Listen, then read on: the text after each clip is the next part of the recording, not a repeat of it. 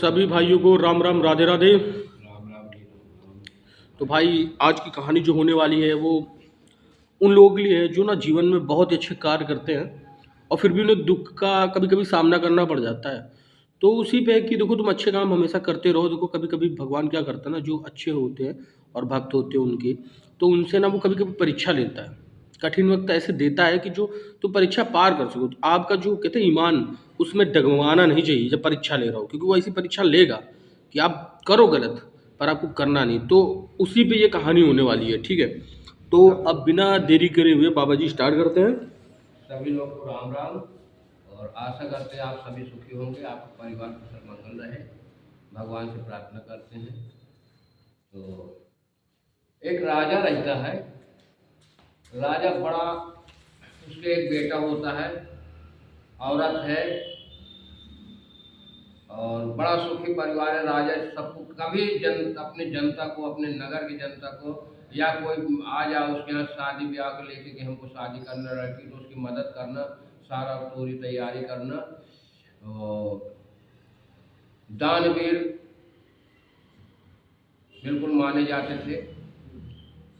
और भगवानों ने सोचा इसका सत्य दिखाना है। जैसे विश्वामित्र, इंद्र भगवान और 3-4 देवी देवता लोग जो है उसका ईमान घटाने के लिए मतलब सलाह बनाए। चलो परीक्षा लेते हैं कितना सत्य है। अब वहाँ से एक संत जो है, मतलब देवता संत बन के आते हैं। जब देवता संत बन के आते हैं उसके, तो वही जंगल में रुक जाते हैं। वहाँ भेष बनाते हैं सुअर का। सुअर का भेष बना ले और उनके बाग में जाके, फूलों की बाग में खूब तहस नहस कर दिया। और जो रखवाले रहे उनको भी मतलब खदेड़ खदेड़ के किसी के पंजा मारे, किसी को मुंह से मारे। भैया शक्ति है उनके, तो वो तो कौन सा 2-4 आदमी को कुछ बना बिगाड़ लेगा। अब इसी बीच में वो जाते हैं, किसी खून बह रहा, किसी कुछ हो रहा है, जाते हैं राजा के पास। बोले राजा साहब, ये जो है एक सुअर आ गया है जंगल अपने बाग में और वो सब कुछ अस्त व्यस्त कर दिया है। बोले अच्छा। उन्होंने तुरंत घोड़े में सवार होकर पहुंचते हैं, चलिए, और सेना लेते हैं, भाला बर्छी लेके। और वहां जब पहुंचते हैं, जाके देखा तो सारा नष्ट करे और सुअर इधर उधर भाग रहा। अब उसके पीछे राजा लग लिए घोड़ा से, वो तेजी भगा जा रहा। राजा साहब उसके पीछे पीछे घोड़ा से। तब जंगल में वो छिप जाता है। छिपने के बाद वहां से संत का भेष बन के आता है। संत का भेष निकाला। अरे महाराज, आप तो राजा दिख रहे हैं। बोले हाँ, हम राजा हैं। तो बोले यहाँ कहाँ भटक रहे हो जंगल में? अरे कहे एक सुअर है हमारा, जो है फूलों का बाग को अस्त व्यस्त कर दिया है। बोले अच्छी बात है। बोले हाँ। बोले कि अच्छा, तो कहें आप जो है सुअर के उसमें जो है इतना बता, जानवर के लिए आप मारने चल दिया। अरे बोले बहुत नुकसान कर दिया महाराज जी। कहें कि चलो अच्छा कोई बात नहीं, नुकसान कर दिया तो एक काम करिए। कहें क्या? उन्होंने उन्होंने कहा कि राजन, हम अपनी लड़की की शादी करने जा रहे हैं और हमारे पास कुछ भी नहीं है और वो मांग बहुत कर रहे हैं। बोले ऐसी बात है? कहें क्या चाहिए तुमको? रुपया पैसा, चलिए जो भी होगा हम पूरी शादी का खर्चा आपको देंगे, आप परेशान मत होइए। तो कहें जो देना है तो दे दो, हम यहीं से वापस हो जाएं। तो कहें यहाँ महाराज क्या है मेरे पास? मेरे पास कुंजी और लगाम है, घोड़े की जो लगती है लोहे की यहाँ, और लगाम। कहें कुंजी और लगाम है, इसके अलावा है नहीं। कहें यही दे दो मेरा, तो इसी में सब कुछ हो जाएगा। बोले ऐसी बात? राजा समझ नहीं पाए। उन्होंने वो निकाला और उसको निकाल के संत को दे दिए। जब संत को दे देते हैं, देने के बाद बोले कि महाराज घर चलिए, कुछ दक्षिणा ले लीजिए, जो कि अपना मतलब शादी ब्याह बढ़िया आराम से कर सके। अब वहाँ पहुँचते हैं उनके साथ पीछे पीछे महल में। जब महल में पहुँचते हैं, महल में पहुँचने के बाद जो है वो बोलते हैं कि महाराज क्या दे दोगे? तो कहें कि क्या चाहिए बताइए। कहें हमको 60 भाग सोना दे दीजिए।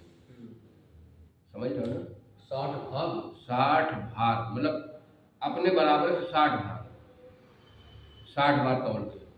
तो बोले कि महाराज उन्होंने कहा, कहें कि ए सिपाही, जो उनका दरबारी था मुखिया, बोले जी महाराज, बोले जाइए 60 बार सोना जो है वहाँ से निकाल के लाइए माल खजाने से। तो बोले कि संत देव बोले कि आप हुक्म किसको दे रहे हैं? कहें हम अपने मंत्री को दे रहे हैं। कहें क्यों? कहें पूंजी लगाम तो मेरे पास है, अब आप हुक्म किस उससे दे रहे हैं? तब उसको समझ में आया भाई पूंजी माने घर का और लगाम माने पूरे मतलब वो। तो कहें पूंजी लगाम जब हमको आपने दान में दे दिया तो आप आदेश किसको दे रहे? ये तो प्रजा मेरी है, ये महल मेरा है। तो उसने कहा महाराज, कहें ठीक है, मैं जो भी है अपने आप को बेच के तुमको जो है 60 भाग सोना दूंगा। कहें मेरे राज्य से निकल जाएंगे। बोले अच्छा। अब वहां से जो है पहुंचता अपने रानी के पास, रानी से बताया कि बहुत गड़बड़ हो गया। कहें क्या हो गया? उन्होंने पूरी बात बताई। बोले कोई बात नहीं, आपके हम धर्म पत्नी हैं और हम आपके कारण बिक जाएंगे, लेकिन आपका सम्मान नहीं घटने देंगे। तब तक उनका लड़का आ जाता है। लड़का आता है, लड़का सुना, लड़का से कहना बेटा क्या करेगा? बेटा ने बोला पिताजी के अगर उसमें सम्मान में हमारे कमी आ जाए तो हम बेकार है जीना हमको। चलिए हम बिकेंगे, चल के हम बेच के 60 भाग सोना देंगे। अब तीनों वहां से चल देते हैं। तीनों चल देते हैं, रास्ते में बिलखते भय, प्यासे, भूखे भय, 2 दिन हो गया, 4 दिन हो गया, क्योंकि राज में रहना भी नहीं है। वहां से निकल गए। अब इधर भाइयों क्या होता है, जब मुसीबत आती है तो कोई नजर नहीं आता। कहीं सुख में सब कोई होता है, दुख में कोई नहीं होता है। तो वही हाल उनके पास हुआ। लड़का बेहोश होकर गिर पड़ता प्यास के मारे। तब वहां जो है वही संत फिर प्रकट होते हैं। बोले लो ये स्वच्छ जल है, अपने बेटे को पिला दो। तब तक बेटे को थोड़ा होश आता है। कहें नहीं पिताजी, कहें हम नहीं पिएंगे। कहें जब तक हम अपना कर्ज अदा नहीं कर देंगे तब तक हम पानी नहीं पिएंगे, बेशक हम मर जाएंगे। बेटा की बात सुन के बाप को माँ को बड़ा साहस हुआ कि चलिए हमारा आज बेटा इतना होनहार है। अब तीनों एक ही सत्य पे डिगे हुए हैं कि हम कुछ जब तक कर्ज नहीं अदा कर देंगे संत का, तब तक जो है वही संत थे। तो बोले जब तक आपका हम कर्ज नहीं अदा कर देंगे तब तक मुंह में पानी नहीं डालेंगे। बोले ठीक है। चल देते आगे आगे, वो पीछे पीछे राजा रानी और उनके लड़के जाते हैं। काशी नगर में पहुंचते हैं। जाके काशी नगर जब पहुंचते हैं, जाके वहाँ के राजा को बाजार लगती जो वहाँ पर खड़े होते हैं। और यही होता है कि भाई कोई खरीदने वाला है, खरीद लो। तो वहाँ दिन भर कोई नहीं आता है। जब कोई नहीं आता तो बाद में एक भटियारिन आती है, मतलब सराय चलाती है। तो वो आती है, वो बोली कि हम 60 भाग सोना देंगे। लड़के उसको औरत को देखा, कह अरे ये तो खूबसूरत औरत है और मेरा धंधा बढ़िया चलेगा। तो उसने 60 भाग सोना लेके आई, बोले हमको दे दो। तो उसी समय बंदर काले वाले आ जाते, उसको खदेड़ते हैं। जब खदेड़ते तो वो भागती है अपनी जान बचा के। जब जान बचा के भाग जाती है तब इधर से फिर थोड़ी देर और बीतते हैं, अंधेरा होने वाला होता है। तब आता है एक मुसाफिर जमादार आता है। बोला कि क्या बिक रहा है? बोले कि तीनों में से जिसको जो खरीदेगा वो 20 भार सोना देगा। एक आदमी के 20 भार सोना, तो 3 आदमी 60 भार, 60। तो चाहे छोटा लो बड़ा लो, लेकिन 20,000 मतलब 20 भार सोना देना पड़ेगा। तो उसने जो है बोला कि ठीक है 20 भार सोना दिए, हमको ये आदमी दे दो। अब वो बोले कि पत्नी बोली कि महाराज थोड़ी देर रुक जाओ, पहले हम बिकेंगे। हम मतलब हमारा आदमी हमारे सामने न बिके तो ठीक है, अब तो बिक ही गए हैं, लेकिन जब हम चले जाएं उसके बाद हमारे पति जाएं। उन्होंने कहा कोई बात नहीं भाई। वो भी अपना रुक गया। जब वो भी जमादार रुका रहा, थोड़ी देर में आया है एक गांव से पंडित जिम्मेदार आते हैं और जिम्मेदार आने के बाद बोले कि क्या बिक रहा है, तो बोले कि मतलब ये तो बिक गए हैं, अब ये औरत और ये लड़का बाकी है, जिसको लेना है तो 40,000 40 भाग सोना दे दे, ले जाए। तो उसने कहा यार लड़का है, ठीक है, फूल वूल तोड़ लाएगा हमारे पूजा पाठ के लिए, औरत अपना झाड़ू पोछा खाना वाना बनाएगी। उन्हें वहाँ से लेके 40 भाग सोना दिया, लेके चले जाते। दोनों बिलखते हैं किस तरीके, जब बाप बेटे और औरत छूटते हैं परिवार से तो कितना दुख होता होगा उस समय। हमारा अगर एक आदमी हमारा बीमार होता है, बुखार आता है, सर दर्द होता है, तब हम बच्चे के लिए कितना तड़पते हैं। उसी तरह वो जब बिलख रहे, छोटा छूटी हो रहा हर टाइम के लिए, तब कितना बिलख रहे होंगे। हम इस चीज़ को महसूस कर सकते हैं अपने आप में। तो भाइयों, ले जाते हैं दोनों, अपना उधर चले जाते हैं लड़का और माँ, इधर उसको भी अपना जो है जमादार भाई लेके चले जाते हैं। अब वहाँ वो देता है उसको झाड़ू के लिए, जब पूरे नगर में झाड़ू लगाइए, भाई पूरे नगर में झाड़ू लगाने लगते हैं झाड़ू लेके। अब इधर से वो पंडित जी लेके जाते हैं, उनको जो है बोले कि तुम खाना बनाइए, बोले तुम बेटा फूल तोड़ के लाइए हमारे पूजा के लिए। वो फूल तोड़ के लाता है, भगवान जी देता है, वो भगवान को चढ़ाते हैं, खेलता है, छोटी उम्र होती है। इसके बाद औरत खाना पकाती, खाना परोस के देती है, महंत जी खाते हैं, थोड़ा थोड़ा उनको भी देता है। अब इधर वो जब झाड़ू लगा के आता तो उनको उसने देता सत्तू, सत्तू देता है। तो फिर वहाँ पे वही भगवान पहुँचे, वही संत पहुँचते हैं। जब सत्तू दे के वो चला जाता है कि लो खा लो, तब वो सत्तू आता है, कहें भैया, कहें मैं जो है आज 5 दिन से भूखा हूँ। भाई 3-4 दिन इनको हो गया था, कहा मैं 5 दिन से भूखा हूँ, मुझे भूख लगी है, और अगर आप मुझको खाने दे दे तो मेरी आत्मा संतुष्ट हो जाए। तो उनने पूरे सत्तू उठा के उसको दे देते। और फिर भूख रहा यार, मैं तो 4 दिन से भूखा हूँ, ये बेचारा 5 दिन से मतलब आदमी भूखा है। वो भेष बना के गए संत, अब उन्होंने वो सत्तू उठा के उसको दे दिया। अब इधर भैया क्या होता है, फिर झाड़ू भून के पेड़ लगाता है, फिर दूसरे दिन उसको जो है फिर वही सत्तू देता है कि लो। तब वो भेष बना के एक भिखारी आता है कि भैया मैं बहुत आज 6 दिन से भूखा हूँ, मेरे पेट में अन्न नहीं गया, मैं तो मरने वाला हूँ। तो फिर वो उसको सत्तू राजा साहब दे देते। फिर तीसरे दिन बीतते हैं, फिर वो सत्तू ला के आता है, तो कहीं ले सत्तू खा लो। जब आते हैं तो एक बोला कि मैं 1 हफ्ते से नहीं खाया हूँ, भिखारी बन के आ गया, कपड़े फटे पुराने पहन के, मतलब वो आ गए संत। बोले हम 8 दिन हो गए भैया खाए नहीं, अगर आपकी वो हो तो मेरी आत्मा को संतुष्ट कर दो। तो बोले लो, उसने उठा के दे दिया, उसने उठा के दे दिया। अब वो बोला जाइए गंगा जी से पानी भर के लाओ पीने के लिए। घड़ा देता है, घड़ा से हो जाता है पानी पीने के लिए लेने। तो वहाँ वो इतना भूखा रहता, प्यासा रहता है, उसका घड़े नहीं उठ रहा। तब वहाँ उसकी औरत भी पानी लेने जाती है। पंडित जी बोलते हैं कि जाओ पानी लेके आओ। तब वहाँ जाती गंगा नदी के तट पे, गंगा किनारे, तो वो भी पहुँच जाती है। वो घड़ा भर के जो है उठाता है, उठा नहीं पाता उसको। तब वो रानी बोलती है कि हम तुमको युक्ति बताते हैं। कहीं क्या युक्ति, कहीं इसको उठाने की। वो जानते हैं कि भूखे प्यासे कहाँ घड़ा उठेगा, लेकिन मदद कर नहीं सकते। तो उसने कहा मदद कर दो, कहीं हम नहीं कर सकते मदद, हम पंडित के घर में, हम मदद नहीं करेंगे। अब देखिए औरत होते भय भी वहाँ मदद नहीं करते, अपनी मर्यादा पे टिके हुए हैं, सत्य पे। उसने जो है बोले कि हम नहीं मदद कर सकते, क्योंकि हम नौकर दूसरे के हैं, जब तक उनका आदेश नहीं होगा तब तक हम कुछ नहीं कर सकते। युक्ति बता सकते हैं।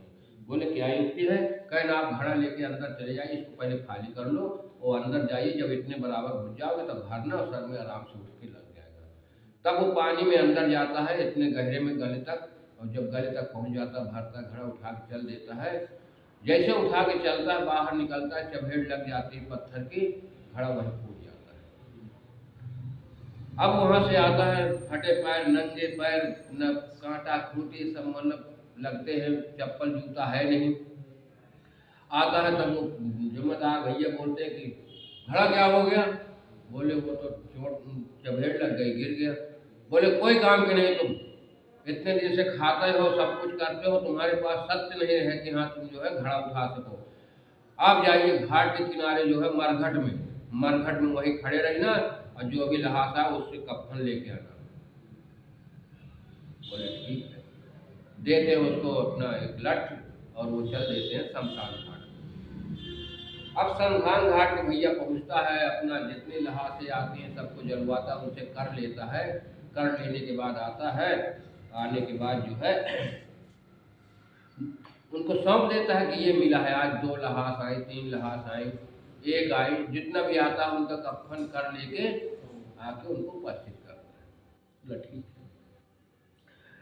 अब इधर होते करते पर वो जो महाजन रहते हैं वो बोलते हैं जाइए लड़के से फूल तोड़ के लाइए, हमको इसमें चढ़ाना है, भगवान के टाइम हो गया। वो जाता अपना खुदक खुदक के, बिजा हल्की उम्र होती, खुदक खुदक के इधर उधर तोड़ने लगता है। उसी समय काला सर्प आता उसे डस लेता है। जब लड़के को काला सर्प डस लिया, अब वहाँ वो फड़फड़ा के गिर पड़ते हैं। वही संत नाग बन के काटते हैं जो इनको घर से बेदखल किया था। देखो परीक्षा ले रहे हैं इनकी, लेकिन अपना सत्य नहीं छोड़ रहे, तीनों अपने अपने सत्य पे है। अब वो गिर पड़ता है, रानी को पता लगता है कि मेरे मतलब किसी के बेटे को सर्प काट लिया, किसी के बेटे गांव में पूरे हल्ला होता है। अब वो कहती है कि महाराज हम जाते हैं, एक बच्चा कोई गिरा पड़ा उसको देख जाते हैं, तब खाना कहे पहले खाना दो मुझको। बेचारी बिलखते भाई खाना परोस के दे, पहले खाना बनाती है, फिर खाना बना के परोसती है। खाना दिया, खाना वो जब खा लेते हैं, खाना थाली हटा के उसके बाद बोले ठीक है जाओ, अच्छा देख के जल्दी आना, काम बाकी है, चूल्हा बर्तन करना। बोले महाराज हम अभी आते हैं। देखते जब वहाँ देखते जाके तो उसका लड़का होता है। लड़का होता है, वो बेहोशी हालत में मतलब नशा चढ़ जाता है, वो पड़ा रहता है, वो रोने लगती है, रोने रोते बेहोश होकर गिर पड़ती है। तब लड़के थोड़ा सा आँख खुलती है, उसने देखता है, तब उसके माता माता करके रोने लगता है, माँ तुम, मैं जिंदा हूँ, तुम उठ के बैठ जाओ, हमें कुछ भी होगा हम अपना जो है धर्म नहीं छोड़ेंगे माँ। अब इस जगह पर रोआई आ रही है, हमको भी रोना आ रहा है कि जिस समय माँ बिलखती है, बेटा बिलखता है,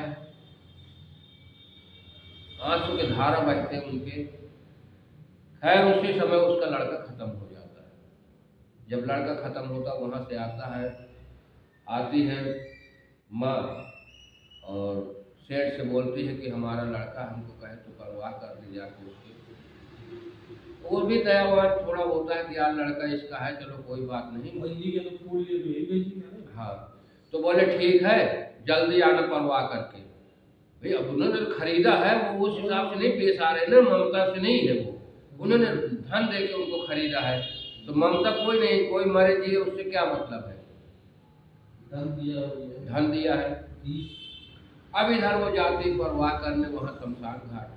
जब शमशान घाट जाती है परवाह करने के, तो उसने बोलता है कि बोली औरत कि भैया हम अपने बच्चे को परवाह करने आए हैं और शमशान में हमारा बच्चा तो सर्प काट लिया, मर गया है। तो बोले देखो कर देना पड़ेगा। तो कहें मेरे पास तो कुछ भी नहीं है। तो कहें कुछ नहीं तो फिर इसको जलाने नहीं देंगे हम। अब देखिए लड़का उसी का है, औरत उसी का है, लेकिन वो जलाने नहीं दे रहा। तब उसने कहते कि ठीक है हम देंगे आपको, कफन देंगे, आप हमारे बेटे को पहले सुरक्षित करिए। वहीं पे बेटे को सरा सुझाते हैं, सरा सुझा के लकड़ी रख के उसको जला देते हैं। जला दे के उन्हें रोने लगती है, औरत बिलखती रहती है, अपना भी किनारे खड़ा होकर रोता है लिए डंडा, कहता है अरे किस्मत क्या है आज हमारे ऊपर मुसीबत कि हम अपने बेटे की परवाह भी नहीं कर सकते और बिना करके तो न करने दे रहे औरत को। अब इधर से जब वो चल देते हैं, जब चलने लगती तो बोले उसको कर दीजिए मुझको, भाई मैं क्या दिखाऊंगा वहां की मैंने परवाह किया है। कर मेरे पास तो कुछ भी नहीं है। तो पकड़ के उसका पल्लू, बस जैसे दुशासन द्रौपदी का पल्लू खींचता वैसे उठा खींचता तो पूरी बेपरत हो जाती है। पेटीकोट और ब्लाउज रहता है उसके शरीर में, धोती निकल जाती, लेके बैठ जाता कि अब जाइए। रोने लगता है, उसी में आँच पहुँचता रहता है। उधर उसने जो है बिलखते भय पहुँचती है जाके एक मंदिर में, कि मंदिर में अगर किसी कोई चुन्नी उन्नी चढ़ाया होगा तो मैं ओढ़ लूँगी, मेरा बदन थोड़ा ढक जाएगा। अब इधर से देखिए वो औरत उसकी जाती है, वो वही कफन लेके रोता रहता कि आज प्रभु क्या मेरे ऊपर मुसीबत है। तो दोस्तों, अच्छी लगे तो लाइक करना, आप सपोर्ट करना हमारा। तो अब भैया वहाँ से वो आते हैं, तब संत वहाँ फिर प्रकट होता है। वही संत भगवान प्रकट होते हैं, उन्होंने क्या करते हैं, उसके रूप बदल के आते हैं और उसको एक लड़का गांव से छू मंतर करके बेहोश करके वहीं बगल में लिटा देते हैं उसी औरत को। वो आके वहीं मंदिर में बेहोश होकर गिर पड़ती है। मैं न खाते न पीते हैं, एक लड़का का इतना बड़ा सदमा कि न पति मिल सकता न हम मिल सकते हैं, न लड़का तो हमारा चले गया। वो उसी आके मंदिर में बेहोश में गिर पड़ती है। तब ये संत आते हैं, गांव से एक लड़का उठाते हैं और वहीं बगल में लिटा देते हैं। लिटाने के बाद इसके ऐसे खून लगा देते हैं कहीं से लाके। भाई वो तो भगवान है, उनकी माया अपरंपार है, हम क्या जाने कि कौन सी माया कर रहे हैं हमारे साथ में। आज हम यहाँ जमीन में बैठे फट्टे पे जो है आप लोगों के बीच में एक कहानी सुना रहे हैं। और अब इधर जब खून लगाने के बाद चले जाते हैं गांव में, नगर में जर्नल आदमी बन के, जैसे हम साधारण आदमी हमारे जैसे आप जैसे जाते हैं, वहाँ हल्ला मचाते हैं कि वहाँ एक डाइन आई है, वो बच्चों को खाती है। पब्लिक वहाँ दौड़ के जाती देखती है, खून लगा शरीर में, यहाँ वहाँ हाथों में, वो तो बेहोश रहती है। अब उधर सामने लड़का भी पड़ा, वो वहाँ जाके राजा से बताते हैं। जब काशी नरेश से बताते हैं, काशी नरेश कहता है सिपाहियों जाइए उसको पकड़ के लाइए। अब वहाँ पे पकड़ के लाते हैं। पकड़ के लाने के बाद देखा, कहीं तुमने लड़के को खाते हो, चुड़ैल हो, डायन हो, मतलब सारे लोग ताना मारते, पूरा गांव इकट्ठा होता है। तब उसको जमादार भैया को बुलवाते कि इसको फांसी में चढ़ा दो। तब वो आर्डर देता है उसके पति को कि लो ये तलवार, इसकी गर्दन काट दो, ये यहाँ चुड़ैल बन के आई है, चुड़ैल है ये, और आदमी को बच्चों को खाती उठा उठा के। अब वो वहीं पर तलवार लेके जो है जैसे खड़ा होकर खींचने को करता है, तैसे सारे भगवान प्रभु कौन विष्णु भगवान आके रोक लेते, नहीं बस रुक जाइए। तो खड़े हो जाते हैं, कहें महाराज प्रभु प्रणाम, हम तो नौकर हैं और मालिक का आदेश हमारा कर्तव्य करना, हम इसके गर्दन जरूर काटेंगे। राजा बोलता है, बोले नहीं, बस उसकी तलवार रोक देते हैं कि इसको नहीं काटना, हम विष्णु भगवान हैं, आपको कुछ नहीं हुआ, सब हुआ। अब वहीं पर इंद्र भगवान, जितने चारों भगवान रहते हैं, प्रकट होते हैं और वो संत भी प्रकट होता है। बोला है कि देखिए हम तुम्हारी भगवान परीक्षा ले रहे, आपने सत्य को नहीं डिगाया है, हम आपसे प्रसन्न, कर्म नहीं छोड़ा, धर्म कर्म धर्म को नहीं छोड़ा है। चलिए आपको स्वर्ग लोक में जो है आपको स्थान दिया जाएगा महाराज। आप राजा हैं, शक्तिमान हैं और धैर्यवान हैं और अपने हिंसा पे ही टिके रहे हैं। आपको भगवान, आपको वहाँ पर स्वर्ग लोक में, इंद्र लोक में आपको स्थान दिया जाएगा, सत्यवादी राजा नाम होगा। बोले कि हम कैसे जाएं, हमारे तो जो है तुरंत बेटा भी खत्म हो गया। कहें कोई नहीं खत्म हुआ, तुरंत आवाज लगे बेटा इधर आओ। अब माया है, उन्होंने लड़का भी उपस्थित होता, तीनों लेके लिपट के लेटते रोते हैं, बिलखते हैं और फिर उसी जगह पर खुशियाँ मनाने लगे। भगवान बोले कि ठीक है। राजा बोला कि महाराज हमको वहाँ जगह नहीं चाहिए ऊपर, हमें ऐसा वरदान दीजिए, ऐसा वरदान दीजिए कि हम हर मनुष्य के यहाँ काम में आए, जिसको मुसीबत आए, जिसको दुख हो, उसकी मुसीबत में हम खड़े हों, हमें यही वरदान दीजिए। तब उसको राजपाट पूरी फिर वहाँ के देते हैं और भगवान अपने रास्ते जाते हैं। राजा अपने राज कुर्सी में बैठ के राज उसी तरीके नगर को फिर प्रभावित करते हैं और राज चलाते हैं। हम आपके सामने कल फिर प्रस्तुत होंगे कहानी के साथ। राम राम, जय जय राम, जय श्री राम। हाँ बाबा जी, मस्त कहानी थी, मस्त। ऐसे ही परीक्षा लेते हैं भगवान, सही है।